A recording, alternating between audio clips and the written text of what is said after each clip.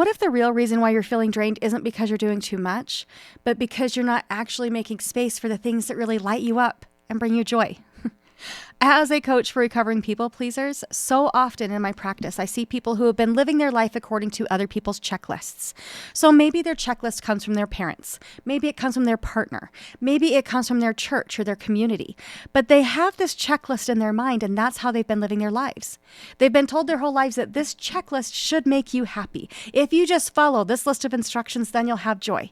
This is what you should do for a career. This is what you should do as a parent. This is what you should do for all of these different areas of life. And if you do this, then you'll find joy and happiness. But guess what? Then they come into coaching and they're feeling unfulfilled.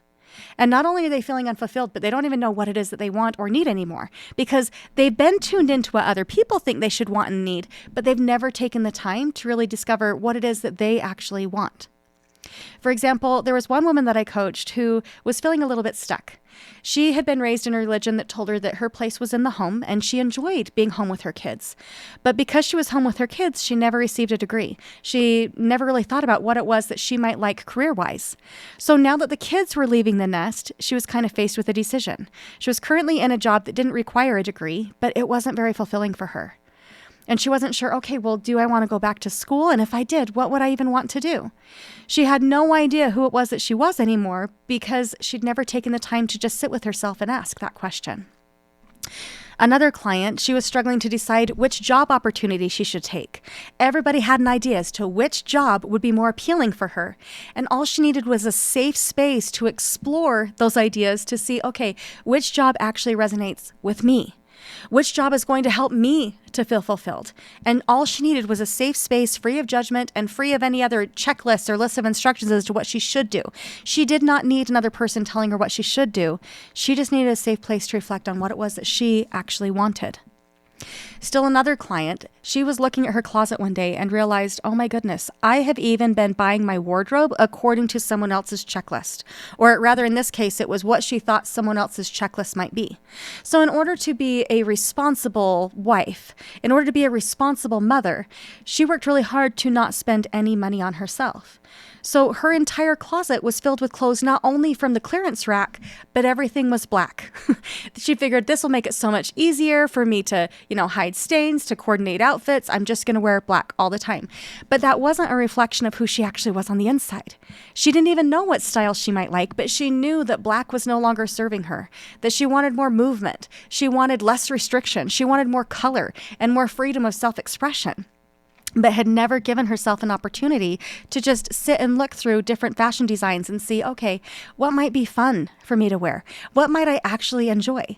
And recognizing that she could still be fiscally responsible if that was a value of hers and find a way to express herself. Now, so often then my clients, they haven't actually taken that time to identify what is it that might make me feel good. What is it that I actually want? Now, I confess that when I first got married and me and my husband had our first place, I didn't really design the space according to something that felt good to me. I'd never designed a space before, really. And so I thought, well, I'll just kind of, I'll look through the magazines and see what's popular, and I'll do it that way. And so I had basic furniture. I had basic artwork.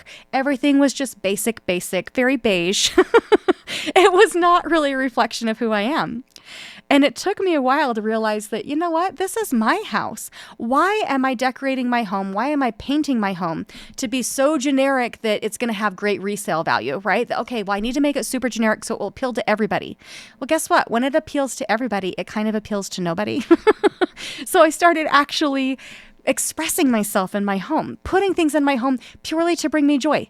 In fact, right now, I really love adding a little bit of whimsy here and there. So in my main bathroom in my house, hanging just over the toilet, I have a golden hand that is holding a vial that I put my propagates in. I love propagating my plants. I'm always propagating something. And I thought, you know what? I'm going to put a cute plant over my toilet, and I'm going to have this golden hand coming out of the wall 3D to hold it. And it just adds a little bit of joy and whimsy. Guess what? There's going to be people that come over to my house that don't care for it and think that that's silly or tacky, but I absolutely love it. But I had to take some time to decide that what I wanted was actually a priority for me. That me experiencing joy, that me having things around me that make me happy, that was actually something of importance. Now, many people pleasers, then they have become accustomed over time to tracking other people's emotional states more than their own, to track other people's wants and desires over their own. They've made that a value. And that can be a great thing, right? When you want to make people happy, it can be so good to be able to tune into them and see, okay, what is it that they might want? What would bring them joy? There is some joy that comes with that, with bringing other people joy and happiness. But when that's your sole focus, is bringing other people joy, then we tend to minimize or devalue what it is that we actually want. And this is when we become a little bit disassociated from ourselves. We no longer know what it is that we even like anymore. And this kind of reminds me, I know I've talked about it here on the podcast before, but it's been a hot minute, so I've given myself a pass. But one of my favorite movie scenes of all times for this population is that scene in The Runaway Bride, where she finally sits down and she makes eggs of every different kind, right? So she's got eggs Benedict, eggs over easy, scrambled, fried, all of these things. And she's finally sitting down and trying a whole bunch of different eggs to discover how she likes her eggs. Because every relationship that she'd been in, she would simply say, oh, I'll just have what you're having. And was very agreeable, which looks great on the surface, right? But when you're going through life constantly agreeing with other people, then it does actually minimize who you are. And it can create that confusion where then you no longer know what it is that you actually like or what it is that you enjoy. So today we're going to be talking about why it is important to get your needs met too, and also how to identify your needs and how to get those needs met. So first of all, why is it so important to make sure that your needs are met too? Now, we have all heard the analogy that, hey, make sure you put on your own air mask first. But for many people pleasers, they do not even identify that they need air until the plane is already going down, until things have already reached critical mass. And at that point, the emotions are really high. It's harder to articulate what it is that you need. You might just be gasping for air, but because you become so accustomed to putting air masks on everyone else, you make that your priority. And then guess what? You're no longer able to catch a breath, and it can create real problems. So learning how to state your needs is critical, okay? And the goal is not to be able, yes, we want to be able to identify our needs when we have reached critical mass. But if you can learn to identify your needs ahead of time, before it's reached that level, it's going to significantly decrease the anxiety that you're feeling in a relationship. It's going to increase the intimacy that you're experiencing in a relationship. And it's going to make your relationships more balanced in the giving and receiving. Because I know how much you're giving. And guess what? The people that you are in a relationship with, they genuinely want to know how to fill your cup. They want to know what it is that you need. But they've grown accustomed to you minimizing your needs or simply agreeing with them. And so they also assume, oh yeah, she'll just have what I'm having. We like the same things, right? So practice actually stating your needs. When we are very vague about our needs, which is what most people do, is they're just vague, right? They're like, oh, I don't know. I'll just have whatever you're having. But when we're vague about what it is that we need, it makes it so much harder for other people to fulfill your needs. And I totally get it because I'm a recovering people pleaser myself. And I remember having the moment when I thought, okay, I need to state my needs and I need to be responsible for what it is that I want. But for me, it felt so tedious in the beginning. It felt so hard to articulate my needs. It can feel like, okay, here I am yet again, taking on the lion's share of the emotional labor in a relationship. But here's the thing, is learning to articulate your needs in the moment, it's not taking on additional emotional labor that doesn't belong to you. It's actually taking ownership of your own needs, which is very, very different. So up until this point, okay, if you're listening here, more than likely, then, we'll think about this in terms of a workout. So let's say that you're using your right arm to serve other people. And every time that you're helping somebody else, tuning into their needs, making sure that their needs are met, making sure their wants are met, checking in on them to see how they're doing, you're working that muscle on your right side, okay? That bicep is doing all those curls, doing all those reps, and it's getting so big and amazing. But on the left side, that's the one where you're trying to tune into, okay, but what is it that I need right now? What do I want right now?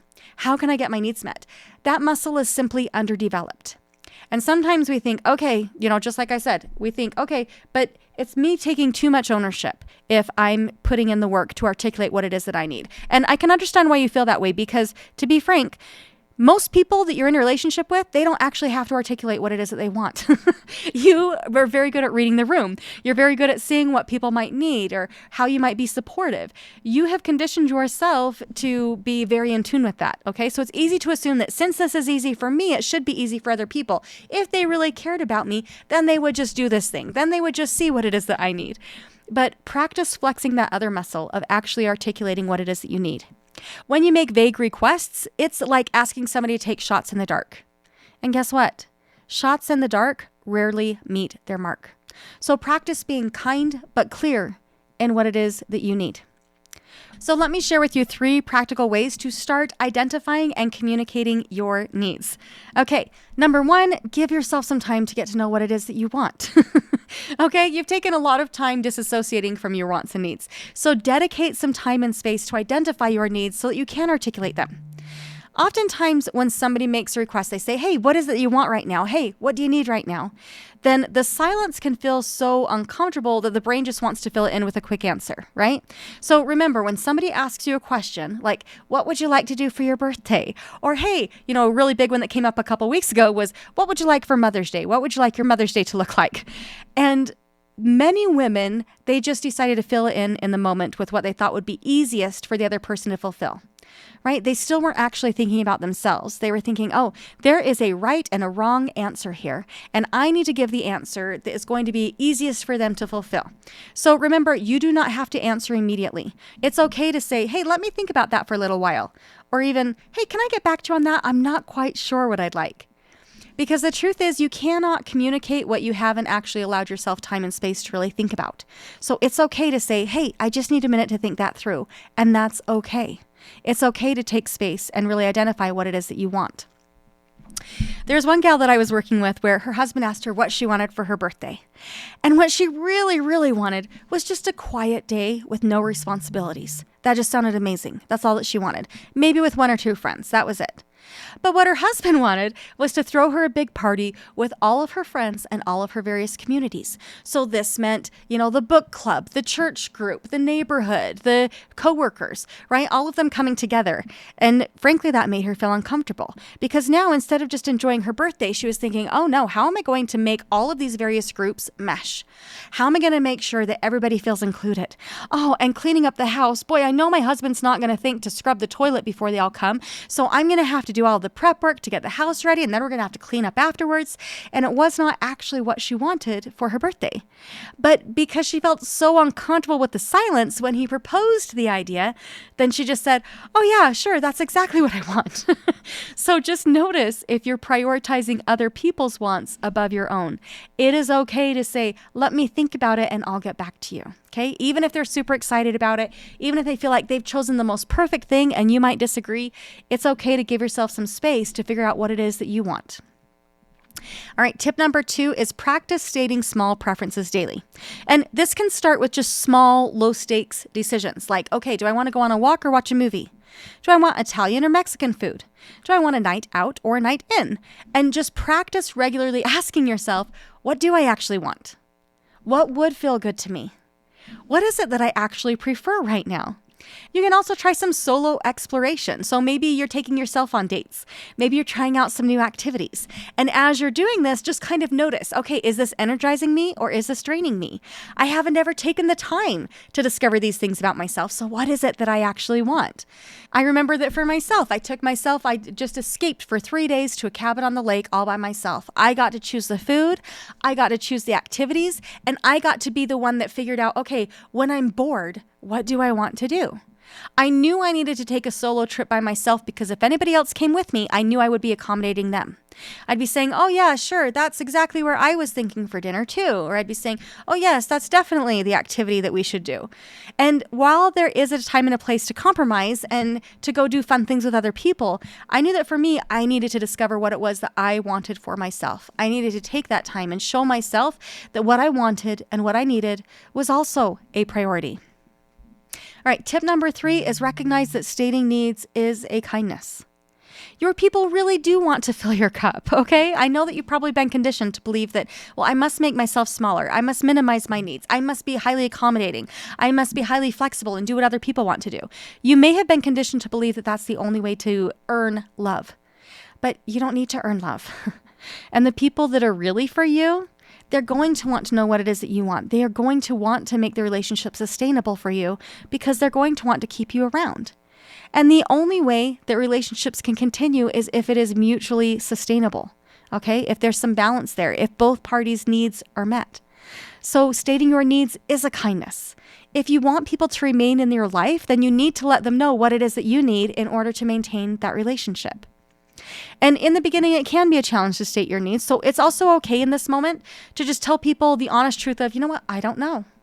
I don't know where I want to go eat. Or you could even tell them, I'm trying to figure out which cuisine I like more. Okay, so I don't know if I want to go to that place or that place. Maybe we should go out twice so I can be better educated on what it is that I like. Practice being honest about where it is that you're at. If you don't know what it is that you want in the moment, it's okay to say that. It's okay to say, you know what, I'm practicing figuring out what I want. I'm a recovering people pleaser. I've been listening to MaryAnn's podcast. It's fantastic if you want to listen to it and help me with my journey. But I'm not quite sure what it is that I want in this moment because I haven't practiced that. I'm going to need a little bit of time. Is it okay if I get back to you tomorrow and give you a better answer then? Because I need some time to sit with me and figure that out. It's okay to tell people exactly where you're at. That is a kindness, to be clear in your communication. And also, guess what? I get it that you have probably spent your entire life not identifying your needs and practicing instead building that other muscle of identifying and fulfilling other people's needs. And change will not happen overnight. In fact, as you start to make changes, then you might still be working through a lot of emotions, wondering, well, is it okay for me to want this? I don't know. What if they have a different preference? What if they don't like what it is that I'm making a request for? What's going to happen next, right? Having those fears, having that anxiety, asking those questions, it's fine, okay? It's normal and it comes with the territory, okay? It's just practicing building that new muscle of tuning in to what it is that you actually want. And when you first start working out, it can be a little uncomfortable. There's some muscle fatigue. There's some soreness that comes with it. You might even need to build in some recovery time here and there. But keep practicing and make that muscle stronger. And as you're doing that, just keep building your personal awareness gradually. So maybe for you, this means keeping a list of likes and dislikes. Maybe it means having a checklist of things that you want to try to figure out if you like it or not. Okay? Maybe you want to find some small way to celebrate as you practice stating your needs or wants or preferences, right? So maybe you're just suggesting a restaurant that you think, oh, it would be fun to go here tonight. And maybe they have a different idea. Maybe the group kind of votes out your idea. But find some small way to reward yourself when you do speak up. So maybe you just have a few Hershey Kisses in your drawer and you let yourself have one every time that you express something that you actually like, every time that you express a preference. But find some small way to celebrate yourself as you practice doing that. And also kind of start to notice your own emotional reactions. Notice your emotional reactions and just use them as data. Okay, I'm not going to judge myself. I'm just going to recognize that, okay, this is still a challenge for me to state this need or want. Or, oh, you know what? I didn't actually care for that. I wish that instead of going miniature golfing, I would have chosen open mic night. But just use it as information instead of judging that, oh, I chose wrong. I didn't like that. Remember that all you're doing is gathering data. And this data benefits not only you, but those that you're in relationship with. Now, let me tell you what some of the most common side effects are for stating your preferences. Number one is, it is significantly more likely that your wants and needs are going to be met. If people know your preferences, they're more likely to actually accommodate those preferences. You might also start to notice that your energy increases because now you're no longer an empty vessel that's only pouring into other people but never filling yourself up. So you're going to have that increase in energy. You're going to notice that your resentment is decreasing in relationship. You're going to notice that your emotional capacity is expanding because, again, your cup is more full now. And when your cup is more full, you're better able to show up as your authentic self and not feel as drained when other people have needs because your needs have also been met. Clarity of communication is a kindness, and it helps to strengthen our relationships and not strain them. I want to remind you that your needs are not a burden, okay? Your needs are simply information. And as much as it would simplify things, if everybody was as intuitive as you, if everybody was as accommodating of you, then other people, they're not mind readers. They're probably not as intuitive as you, and they need you to speak up and let your voice be heard. Tell them what it is that you might want. See if you can cultivate those relationships that allow you the space to discover what it is that you want and what it is that you need. Those safe spaces to figure out, okay, what is it that I want to do career-wise? What kind of fashion do I like? How do I want to dress every day? How is it that I want to show up in this world? What is it that I like to do and what fills my cup? Try to cultivate those spaces where it is safe to practice and explore those things. I think you'll notice that it will really deepen those relationships. And of course, if you need help figuring out who you are, what it is that you want, and how to communicate those things, then come and work with me. You know that I am here to help. So here's to discovering what it is that you actually want out of life and just practice vocalizing that. All right. Well, I hope you have a great week and let's talk soon. Bye now.